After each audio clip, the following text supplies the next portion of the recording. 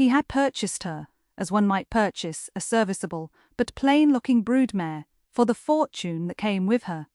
The transaction had been conducted with the bloodless efficiency of all his dealings, a neat column of figures in a ledger that balanced the ruinous debts of her late merchant father against the desperate, gaping maw of his own ancestral obligations.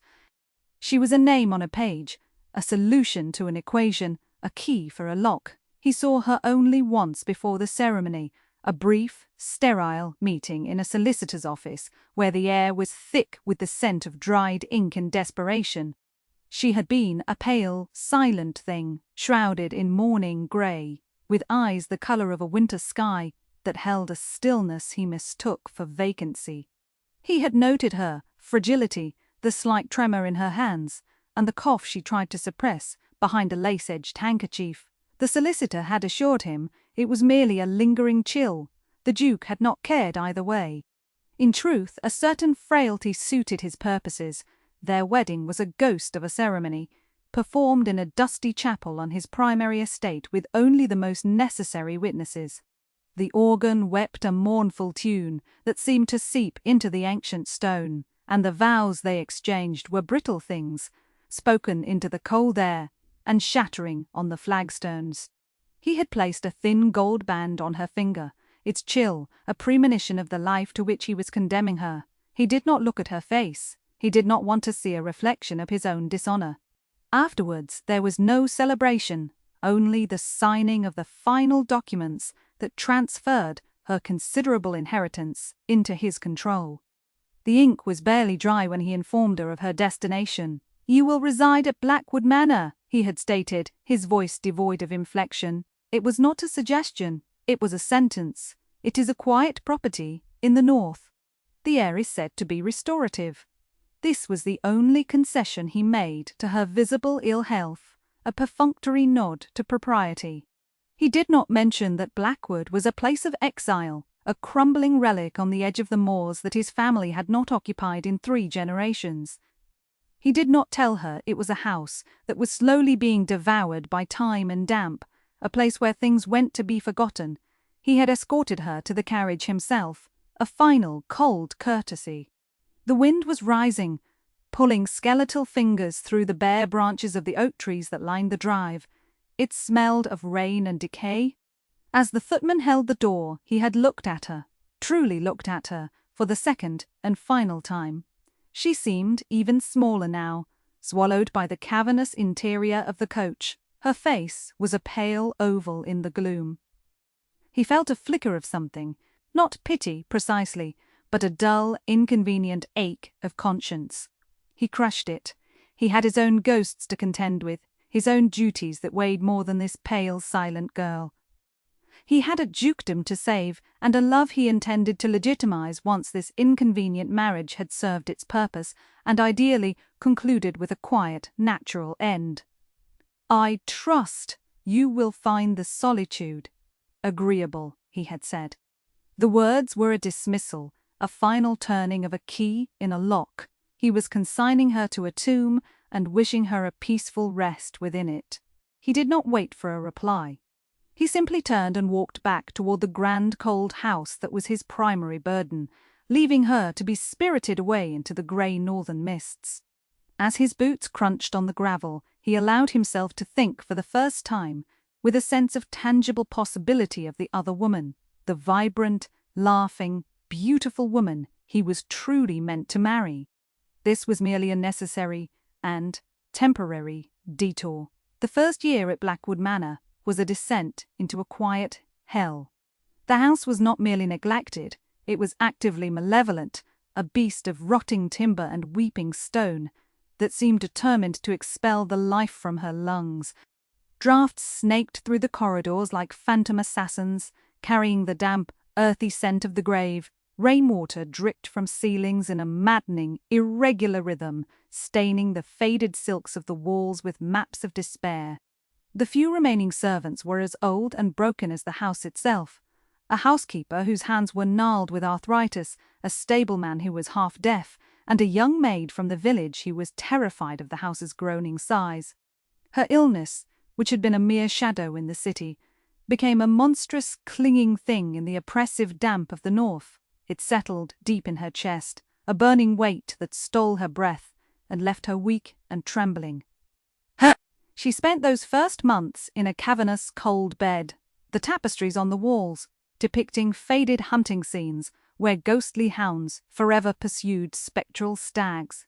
The world shrank to the confines of that room, a landscape of peeling plaster and the relentless drumming of rain against the leaded glass. She drifted in a feverish haze, listening to the wind howl across the moors, a lonely, desolate sound that echoed the emptiness inside her. One morning, she woke to a profound and terrifying silence. The rain had stopped. The wind had died. And for the first time in weeks, the fog in her mind had cleared. In its place was a new sensation, a subtle but insistent fluttering deep within her belly. It was a life that was not her own. She lay perfectly still, a hand pressed against her abdomen, as the truth settled upon her, not with joy, but with the cold, hard weight of a gravestone. She was pregnant. She was carrying the heir to the man who had discarded her, the man who had sent her here to die. The irony was a bitter acid in her throat. He had visited her bed only once, a grim, silent duty performed on their wedding night with an air of detached distaste, a final sealing of their legal contract. It had been enough. That same week, a solicitor's clerk arrived from London, his face pinched with disapproval at the state of the manor. He did not ask after her health. He simply presented her with a sheaf of documents. The Duke, his letter stated in cold, impersonal script, was petitioning for an annulment. He cited her persistent ill health and the clear impossibility of their union producing an heir. He was being generous, the letter implied, by not pursuing more scandalous avenues. He wished her a quiet and comfortable life, and to that end, a small final settlement would be arranged. He was washing his hands of her. She read the letter 3 times, the crisp paper trembling in her weak grasp. He was erasing her. He was casting her off to marry the woman he truly loved, the woman whose name was a constant whisper in the society pages he had so thoughtfully continued to have delivered. And he was doing it under the false pretense that she was barren. The fluttering in her womb became a frantic, desperate beat, a tiny secret rebellion. Despair was a physical thing, a tide of black water that rose up and threatened to drown her.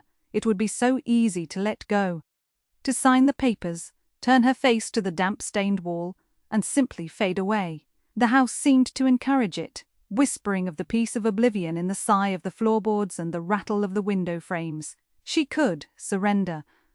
She could become the ghost everyone already assumed her to be. But then the tiny life inside her gave a distinct, insistent kick. A spark of defiance ignited in the cold ashes of her heart. It was a small, weak flame, but it was there. She would not be erased. This child, this secret, this tiny piece of her that was also a piece of him, would not be a ghost. He was real. And for him, she had to be real too. Mistress? The old housekeeper, Elsbeth, stood in the doorway, her weathered face a mask of concern. She held a bowl of thin broth. She looked at the housekeeper, then at the damning letter in her hand.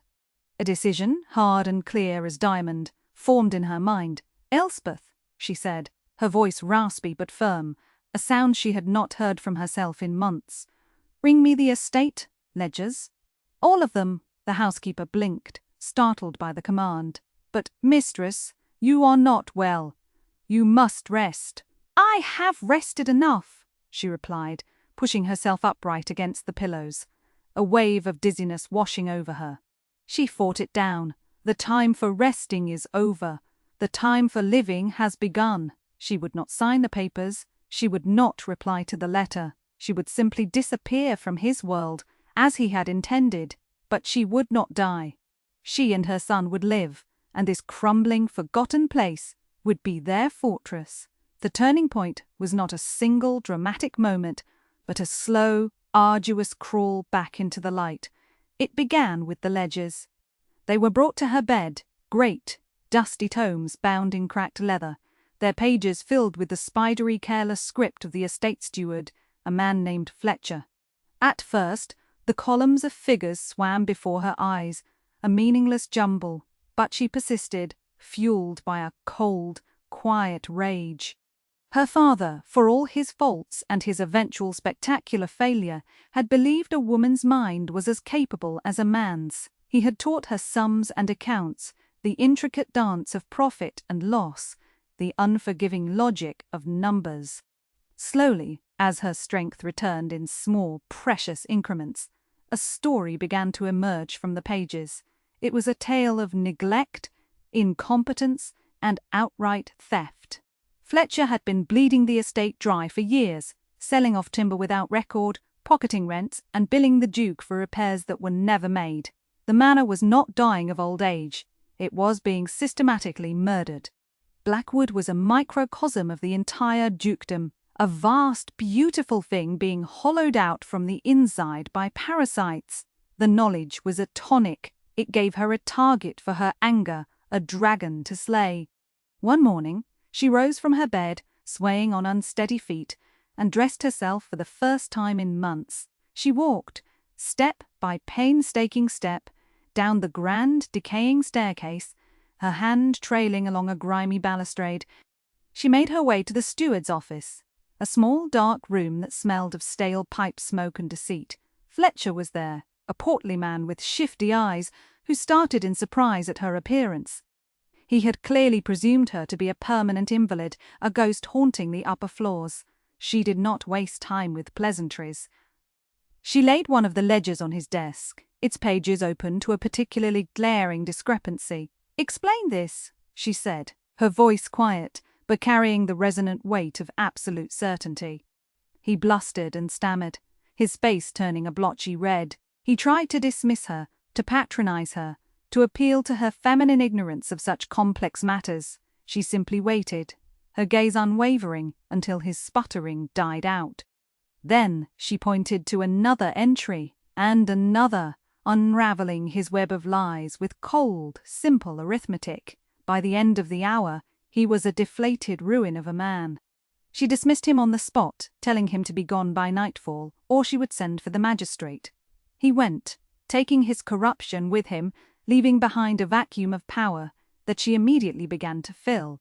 It was the first true act of her new life. From that day forward, she became the master of Blackwood. She rose with the sun, her growing belly a constant reminder of her purpose. She walked the fields with the tenants, listening to their grievances about sour soil and leaking roofs. She learned the rhythms of the seasons, the language of the land. She discovered that the sour soil could be sweetened with lime, that the north-facing slopes were perfect for hardy apple trees, and that the peat-rich moorland could be a source of fuel, freeing them from the need to buy expensive coal. Her hands, once soft and pale, became calloused and capable. She learned to mend fences, to prune trees, to read the sky for weather. The house, too, began to heal under her command. With Elsbeth's help, she organized the remaining servants and hired new hands from the village people who were loyal to the place, not to a distant, faceless duke. Together they patched the roof, replaced the broken panes of glass, and scrubbed away decades of grime. They aired out the damp rooms, letting in sunlight and fresh air, chasing away the ghosts of neglect. The scent of decay was slowly replaced by the smells of beeswax, drying herbs, and baking bread. The house began to breathe again. Her son was born on a wild autumn night when the wind screamed like a banshee and the rain lashed against the newly repaired windows. It was a difficult birth, attended only by Elspeth and a midwife from the village, but when she held the small, squalling creature in her arms, she felt a love so fierce and absolute it burned away the last vestiges of her old self. He had his father's dark hair, and when they opened his father's startlingly blue eyes, she named him Leo for the lion-hearted courage she prayed he would possess, and which she was only just discovering in herself. The years that followed were a blur of hard work and quiet joy. Leo grew from a baby into a bright, inquisitive boy who trailed at her heels as she managed the estate. He was her shadow and her sun. For him, she transformed Blackwood from a liability into a modest but stable enterprise. She established a flock of hardy sheep on the moors, their wool fetching a good price. the apple orchards began to produce a crisp, sought-after cider. The tenants, their rents now fair and their homes repaired, worked with a renewed sense of purpose. The estate, like its mistress, had survived. It was scarred and weathered, but it was alive and strong. She heard nothing from the Duke. His solicitors had evidently given her up for dead or mad, and he had clearly been content to let the matter lie. Occasionally, a stray newspaper would find its way north, and she would read of his life in London, of his political ambitions, his social triumphs, and the endless glittering orbit of the woman he had intended to marry. Their engagement had been announced, then quietly broken a year later, for reasons the gossip columns could only speculate upon. She felt nothing reading it. That world was a foreign country, and the man at its centre was a stranger. Her world was the 100-acre wood, the slate-grey sky, the warmth of her son's hand in hers, and the steady, reassuring heartbeat of a house she had brought back from the dead. 6 years. 6 years of silence, of solitude, of becoming. She had buried the fragile girl who had arrived at Blackwood and had grown a new woman from her bones, a woman forged in hardship and rooted in the unforgiving northern soil. She was no longer a duchess in anything but a forgotten legal name. She was the mistress of Blackwood, a mother, a survivor, and she believed, with a certainty that settled deep in her soul, that she would never see her husband again. The Duke returned on a Tuesday in late summer, when the heather was a purple bruise on the moors, and the air held the first crisp promise of autumn. He came not in a grand ducal carriage, but on a tired-looking horse, a single weary rider caked in the dust of the road. He had been on the continent, a self-imposed exile of political failure and financial desperation. His grand plans had crumbled to dust, his investments had failed, and his dukedom, bled dry by generations of mismanagement and his own inattention, was teetering on the brink of collapse. He was a man running from his own ruin, seeking a final, quiet place to take stock of his failures. He thought of Blackwood. He remembered it as a Gothic monstrosity, a place of terminal decay. He rode north expecting to find it a complete ruin, perhaps even unroofed, its stone walls surrendering to the ivy and the damp. He imagined a quiet graveyard, where he presumed his forgotten wife had been laid to rest years ago. He felt a dull, distant pang of guilt about that. He had been careless with her, with the whole affair. He had paid a fortune for a bride, and then discarded her like a faulty piece of machinery. It was one of many regrets that now rode with him like spectres. He was seeking, not a home, but a mausoleum, a place that mirrored the state of his own life and fortune. The first sign that something was wrong with his expectation was the gate. It stood straight and true on well-oiled hinges, its ironwork free of rust. The drive beyond was not a weed-choked track, but a tidy lane of raked gravel. He rode on, a knot of confusion tightening in his stomach. The parkland was not wild and overgrown. It was pasture, dotted with placidly grazing sheep, their fleece thick and clean. Through the trees, he saw the house itself. The windows were not dark, vacant eyes, they were glazed and whole, glinting in the afternoon sun. The slate roof was a solid, unbroken expanse, and from one of the great stone chimneys a thin plume of pale grey smoke curled lazily into the sky. It was the smoke of a living hearth. He dismounted in the courtyard, his boots crunching on the clean gravel. The silence was not the dead silence of abandonment, but the peaceful hum of a working estate. He heard the distant ring of a blacksmith's hammer, the lowing of cattle. The great oak door, which he remembered as being splintered and barred, was now polished to a warm gleam, its brass handle shining. He stood there for a long moment, utterly disoriented, a man who had arrived in the wrong country, at the wrong address, in the wrong life. He raised his hand and knocked. The door was opened, not by a decrepit servant, but by a woman. For a heartbeat, he did not recognize her. This woman was slender but strong, her posture straight and confident. Her dark hair was simply pinned back from a face that was no longer pale and haunted, but touched by the sun and wind. Her hands, resting on the doorframe, were not the delicate, trembling hands of an invalid. They were capable, competent, lightly stained with earth. It was her eyes, he knew. They were the same color of a winter sky, but they were no longer still or vacant. They were clear, intelligent, and filled with a cold, shocking composure. She looked at him, her expression unreadable. There was no surprise, no fear, no flicker of recognition that he could name. She simply looked at him as one might look at an unexpected tradesman who had knocked at the wrong door. His own shock was a physical blow, stealing the air from his lungs. He had been so certain, so absolutely convinced, of her demise. His mind struggled to reconcile the wraith from his memory with the solid, vital woman standing before him. "You're alive," he said. The words were blunt, stupid, falling like stones into the quiet air. A faint, ironic smile touched her lips, a fleeting expression that did not reach her eyes. "I apologize for the inconvenience, Your Grace," she replied, her voice cool and even. It was a voice he had never heard before, stripped of its former hesitance, polished smooth by years of command. "I have tried to minimize it for you." Before he could formulate a response, a small boy appeared from the shadows of the hall behind her, clutching a handful of wildflowers. He had dark, unruly hair and a serious face. He stopped when he saw the stranger at the door and looked up, his gaze direct and curious. He had the Duke's eyes, a pair of startlingly blue, impossibly familiar eyes.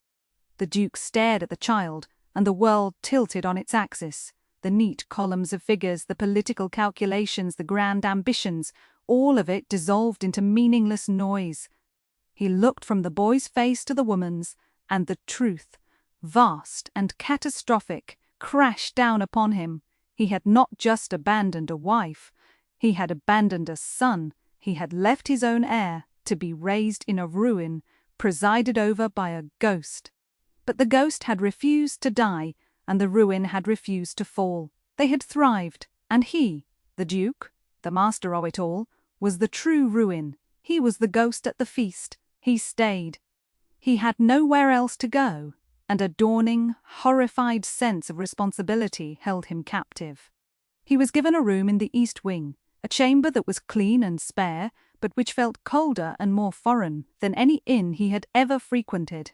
The first days were a study in dislocation. He was the master of the house in name, yet he was utterly superfluous to its function.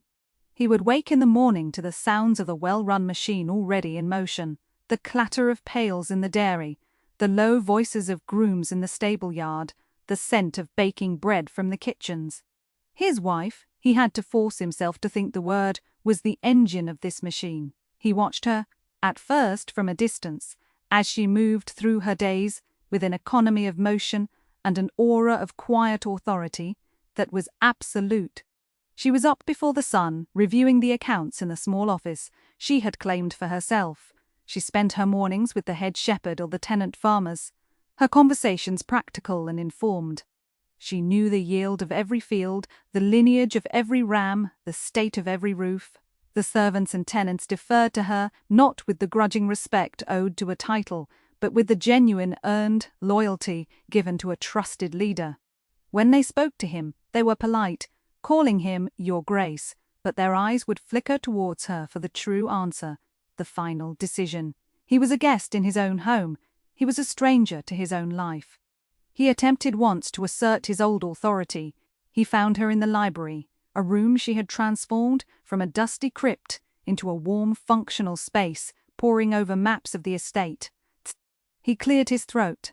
"I have been reviewing the quarterly reports from my London man of business," he began, his tone attempting a familiar patrician command. "I believe we should invest more heavily in Southern wool futures. The returns are significantly higher." She did not look up immediately. She finished making a small notation on the map with a sharpened pencil. Then she raised her eyes to his. "Your Grace's man of business is not intimately acquainted with the diseases that afflict northern flocks," she said calmly, "nor is he aware that our particular breed produces a coarser wool, better suited for blankets and rugs, a market which is less volatile. Our profits are smaller, but they are consistent, they are real. They have kept us from starvation and have paid to put a new roof over your head She gestured vaguely upwards. "We do not deal in futures here. We deal in the present." There was no arguing with her. Her logic was as solid and unyielding as the granite hills that surrounded them. He saw the account books she kept, her handwriting a model of clarity, every penny accounted for. He saw the plans she had drawn up for crop rotation, the letters she had exchanged with a breeder of hardy cattle. She had not simply survived, she had excelled. He, who had prided himself on his intellect and strategic mind, had driven his own vast inheritance to the edge of bankruptcy. She, the quiet merchant's daughter, he had dismissed as a fragile irrelevance, had taken a dying scrap of land and made it breathe. The humiliation was a constant bitter draught. His son, Leo, was another source of profound disorientation. The boy was wary of him, a quiet, observant child, who was a mirror of his mother. He would watch the Duke with those unnervingly familiar blue eyes, his expression solemn. He was her son, in every way that mattered. His world was the one she had built. The Duke was an intruder, a disruption to their peaceful, ordered life. He tried to connect with the boy, offering him a carved wooden soldier he bought in France. But Leo only accepted it after looking to his mother for permission, and then he set it aside, preferring a smooth grey stone he'd found by the river. End quote. The Duke was a novelty. His mother was the centre of his universe. The fragile, tense peace of this new reality was shattered by the arrival of the Dowager Duchess. His mother descended upon Blackwood like a blight, her grand carriage and entourage of servants, a vulgar disruption. She was a woman for whom the world was a simple hierarchy with herself at its apex. She had been furious at his marriage to a merchant's daughter, had been relieved at the news of the annulment, and was now utterly scandalized to find the woman not only alive, but thriving, and with a child. She immediately determined to be illegitimate. "Alistair, you must be sensible," she hissed at him in the drawing-room on the first night, her voice a venomous whisper. "This is a catastrophe. The creature has produced some local bastard and is trying to pass it off as yours. You must repudiate them both. Send her away, put the boy in a decent school somewhere, and forget this sordid affair. He is my son," the Duke said, the words feeling strange and momentous on his tongue. "He has my eyes. Many men have blue eyes," the Dowager snapped. "Do not be a sentimental fool. This is about your duty, about our name. You cannot allow this shopkeeper's girl to dictate the succession of this family." His mother's visit was the external threat that his wife's practical skills could not counter. The Dowager was a master of a different kind of warfare, a battle of insinuation, social pressure, and quiet cruelty. She treated the Duchess with a terrifying, icy politeness that was more wounding than any overt insult, referring to her as the lady of the house, and ignoring her presence whenever possible. She made constant cutting remarks about the simple furnishings, the lack of London polish, the Duchess's plain gowns. She was trying to shrink her, to reduce her back to the insignificant girl she had been 6 years ago. He saw the toll it was taking. The Duchess grew quieter, the confident set of her shoulders tightening with tension. The light in her eyes dimmed. She was a brilliant general on the field of estate management, but she was unequipped for this drawing-room treachery. He, however, knew this battlefield intimately. It was the world he had been raised in. The breaking point came when the Dowager, in front of several servants, loudly questioned the vintage of the wine at dinner, remarking that one could hardly expect a refined palate from those with such a background. His wife said nothing, her face pale, her knuckles white where she gripped her fork. Later that evening, the Duke went to his mother's room. He found her preening before her mirror. He closed the door behind him. "You will leave," he said, his voice quiet but harder than she had ever heard it. "You will leave tomorrow morning." The Dowager whirled around, her face a mask of outrage. "How dare you?" "I am your mother, and she is my wife," he replied, the words now feeling not strange but right. "She is the mother of my heir. This is her home, the one she saved while I was busy squandering the rest. You will treat her with the respect she is owed, or you will not be welcome under its roof." The choice is yours. He did not raise his voice. He did not need to. For the first time, he was using his authority not to dismiss his wife, but to defend her. He was finally, belatedly, being her husband. His mother, stunned into silence by this unprecedented rebellion, chose to leave. Her carriage swept away the next morning in a flurry of righteous indignation. When it was gone, a profound quiet settled over the house. He found his wife in the garden, her shoulders slumped, her face etched with exhaustion. She looked at him, and for the first time since his return, there was something other than cool composure in her eyes. It was a flicker of surprise, of grudging acknowledgement. He had, at last, done something useful. The strain of the dowager's visit, coupled with the relentless work of the harvest, took its toll. The Duchess's old illness, which had lain dormant for years, returned with a vengeance. It started with a persistent cough and a weariness she could not shake, and within a week she was confined to her bed, consumed by a fever that left her delirious and frighteningly weak. The house held its breath. The well-oiled machine she had built sputtered and faltered without its engine. The Duke found himself in a state of terrifying panic. The thought of losing her, now that he had just found her, was an agony he had not known he was capable of feeling. The pale, disposable girl he had married had become the unshakable center of this new world, and the prospect of that center collapsing filled him with a primal dread. He sent for the best doctor in the county, but his diagnosis was grim, offering little more than platitudes about rest and fortitude. It was in the helplessness of that moment that the Duke's transformation truly began. He dismissed the maids who were tending to her, and took over the sick room himself. He sat by her bedside for hours, for days, bathing her forehead with cool water, forcing spoonfuls of broth between her dry lips, listening to her ragged breathing in the dim, quiet room. He saw the vulnerability beneath her formidable strength, the fragility that he had once callously taken for granted. He saw the woman, not the solution or the problem, but the living, breathing person he had wronged so profoundly. In the long, hushed hours of the night, while she tossed in a fevered sleep, he found himself talking to her, the words spilling out of him in a low, confessional murmur. He told her of his own failures, of the crushing weight of a title he had never wanted, inherited after his older brother's death. He spoke of his hollow ambitions in London, the empty pursuit of power and a suitable marriage that had led him to treat her with such unforgivable cruelty. "I was a fool," he whispered into the stillness, his voice thick with unshed tears. "A blind, arrogant fool. You were building a life, a real life, and I was building a cage of smoke and mirrors." One evening, as a storm raged outside, she woke with a moment of clarity. Her fever had broken slightly, and her eyes were lucid. She saw him there, haggard and unshaven, his fine clothes rumpled, his face etched with worry. He was holding her hand. "Leo," she rasped, her voice a thread of sound. "You must look after Leo." "I am," he said, his grip tightening on her hand. "He is safe. He is my son. I have you. You are home. Just breathe." He found himself murmuring the words, a litany of reassurance for her, and for himself. During her slow recovery, the roles they had established were completely reversed. She was vulnerable, and he was the caregiver. He became, for the first time, a father to his son. He took Leo for walks, answered his unending questions about the world, and discovered the boy had a quick, curious mind, so much like his mother's.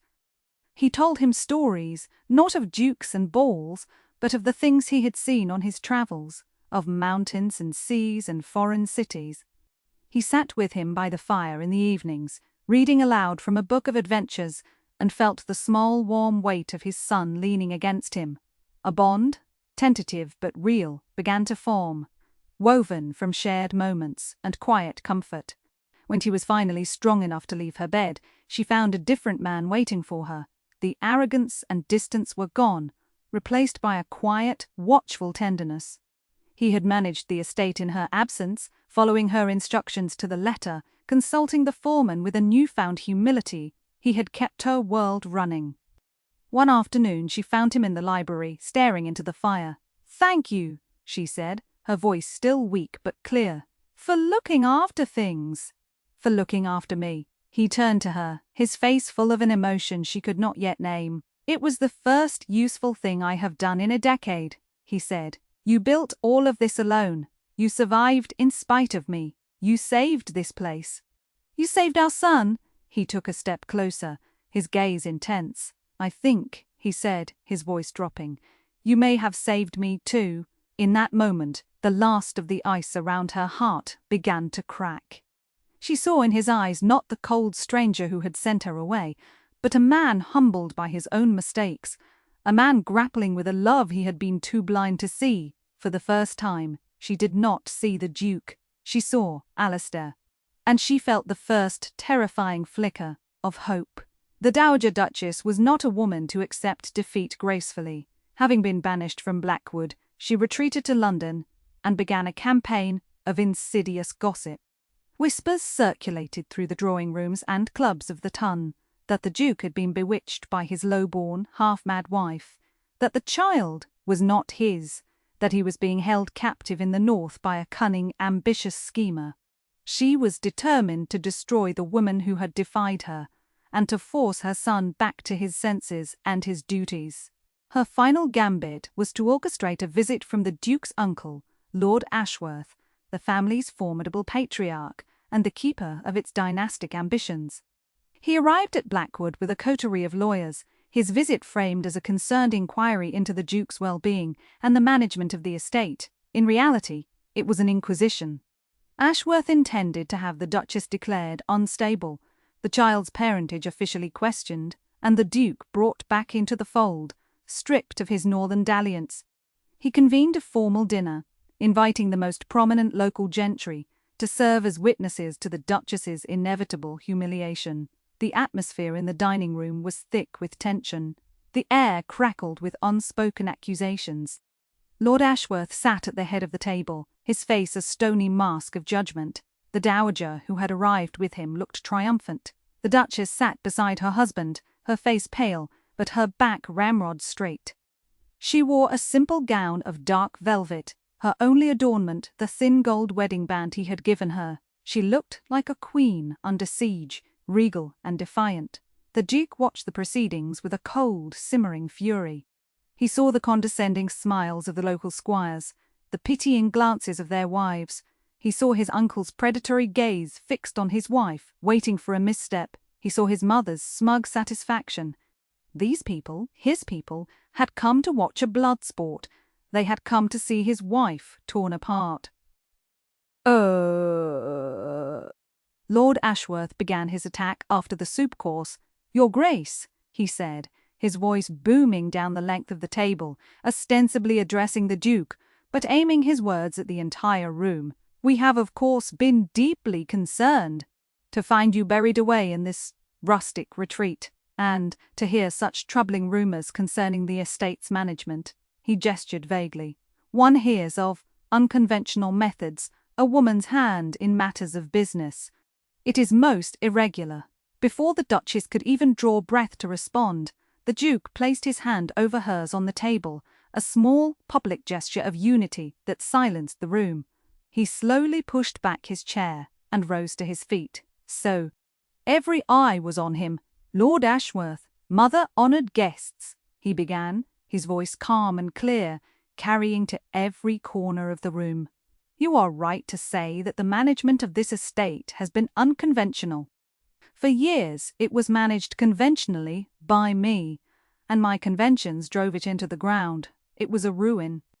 A forgotten, dying place, burdened by debt and neglect." He paused, his gaze sweeping over the assembled faces, finally resting on his wife. His voice softened, but lost none of its power. "And then a woman's hand took charge. While I was in London pursuing my own selfish ambitions, my wife was here, alone. She was ill, abandoned, and left with nothing but a crumbling house and a book of fraudulent accounts. And with her unconventional methods, she brought it back to life. She cleared the debts, she repaired the buildings, she earned the loyalty and respect of every person who works this land. Everything you see around you, the food on this table, the roof over our heads, is here, not because of me, but because of her. He let go of her hand and walked to stand behind her chair, placing his hands on her shoulders. It was a public declaration of allegiance, an act of profound fealty. "You speak of rumors," he continued, his voice hardening as he looked at his mother. "Let me speak of truths. The truth is that I was a fool. I abandoned this woman, my Duchess, the best person I have ever known, and the truth is that this boy," he gestured to where Leo was sitting, wide-eyed, further down the table, "is my son and my heir. He has my name, my blood, and God willing, he will have his mother's strength and integrity. Any person who questions that, questions me, and they will find that I do not take such insults lightly." A shocked silence descended on the room. The dowager's face was ashen. Lord Ashworth looked as if he had been struck. The Duke looked down at his wife. "This woman did not bewitch me. She saved me. She saved my home. She saved my son. She saved me from myself. She is the heart of this house and the heart of my life. She is the Duchess of Blackwood, and she will be treated as such." He said nothing more. He simply pulled out her chair, offered her his arm, and together they walked out of the dining room, leaving their stunned and defeated enemies in their wake. Later that night he found her by the window in their bedroom, looking out at the moonlit moors. The house was quiet. The guests were gone. The war was over. "Alistair," she said softly, not turning around. He came to stand beside her. He could see the silver track of a tear on her cheek. He reached out and gently brushed it away with his thumb. "I failed you," he said, his voice rough with emotion. "In every way a man can fail his wife.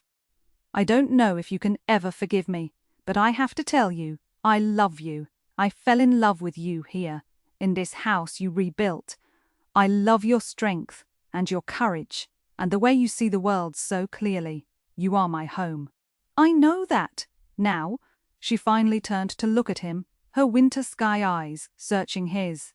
The composure was gone, replaced by a raw, beautiful vulnerability. "I have been strong alone for a very long time," she whispered. "I am tired of being strong alone." He drew her into his arms, burying his face in her hair, breathing in her scent of soap and earth and resilience. "You will never be alone again," he promised. His voice choked. "I swear it." She tilted her head back, and her lips met his. It was not a kiss of frantic passion, but of profound, grateful peace. It was the kiss of two survivors who had finally found a safe harbor, not in a grand estate or a noble title, but in each other. It was a promise, made in the quiet of the northern night, to build a new life, together, from the ruins of the old. A year passed, a quiet turning of the seasons that stitched the raw edges of their new life into a seamless whole. The Duke's uncle and mother never returned. Their defeat had been so public, so absolute, that they had no choice but to retreat, leaving Blackwood to its unconventional peace. The whispers in London faded, replaced by a grudging curiosity about the Northern Duke, who had apparently found contentment in obscurity with his formidable, low-born wife. The estate flourished under their joint command. He brought his knowledge of the wider world, of politics and trade, to her deep, intuitive understanding of the land. They were a partnership, a perfect balance of strategy and substance. He would negotiate with merchants in York for better prices, on their wool, while she planned the expansion of the orchards. He would pore over legal documents to secure their water rights, while she worked with the tenants to improve the cottage drainage. Their evenings were spent not in separate wings of the house, but together in the library, their heads bent over the same ledgers and maps, their conversations a comfortable murmur of plans and possibilities. The house itself seemed to exhale a long, contented sigh. It was no longer just functional. It was a home. Laughter echoed in the halls, where once there had been only the sighing of draughts. The scent of wood smoke and baking filled the air. Leo's toys were a cheerful clutter in the drawing room, and his bright, happy voice was the house's new music. He now had a father who taught him how to ride a pony, and a mother who taught him the names of the constellations. He was a child, secure in the knowledge that he was loved, the living embodiment of the union they had forged. One crisp autumn afternoon, the Duke stood on the terrace, watching his wife and son in the kitchen garden below. She was showing Leo how to properly harvest the last of the pumpkins, her dark hair coming loose from its pins, a smudge of dirt on her cheek. She looked up and saw him watching, and a smile bloomed on her face, a real, unguarded smile of pure joy that still had the power to take his breath away. She raised a hand in greeting, and he raised his in return. He thought back to the man he had been, the cold, ambitious creature who had looked at this woman and seen only a financial instrument, the man who had stood on a gravel drive and dismissed her to a living death without a second thought. It felt like a lifetime ago, a different man entirely. That man had been searching for power, for prestige, for a perfect society wife to adorn his title. He had chased ghosts and fantasies, blind to the solid, tangible miracle he had held in his hand and thrown away. She had not merely survived his cruelty. She had taken the broken pieces of the life he had given her and built something stronger and more beautiful than anything he had ever known. She had taught him that a home is not a pile of stones, but a place of shared work and mutual care. She had taught him that love is not a society contract or a fleeting passion, but a quiet, daily choice to protect, to support, and to cherish. She had given him a son, a home, and a purpose. She had given him back his own soul. He walked down the stone steps to join them in the garden, the low afternoon sun casting their long shadows together on the rich, dark earth.